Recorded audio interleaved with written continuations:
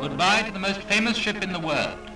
The Mauretania starts on her last voyage from Southampton to the shipbreaker's yard at Rosyth.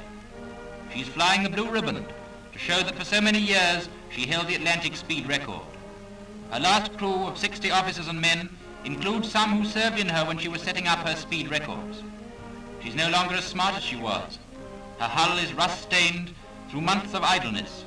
Her funnels are sun-bleached, and her masts, shortened to allow her to pass under bridges on the way to her last resting place, give her a curious appearance.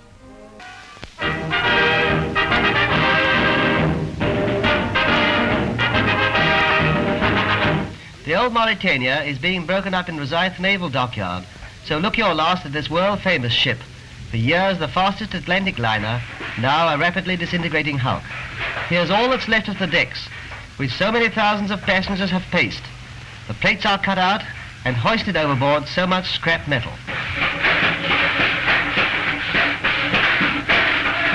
The anchor chain is cut through and the anchor is dumped over the side onto the quay, a souvenir for someone perhaps. This is the end of the Mauretania, one of the finest ships that ever sailed the seas. And now the foremast is brought low, crashing down on the ruined decks.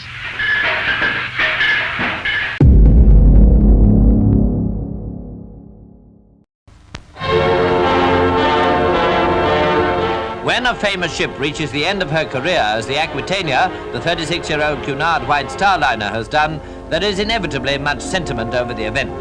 Decks and saloons, where so many passengers have enjoyed so many voyages, are empty and silent.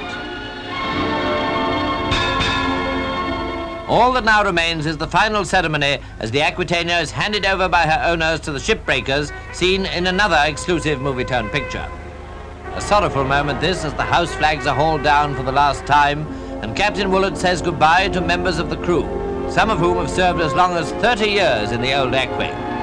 As mailboat, hospital ship, trooper, armed merchant cruiser and liner, she steamed over 3 million miles. Now she begins her last voyage to the Clyde to be broken up.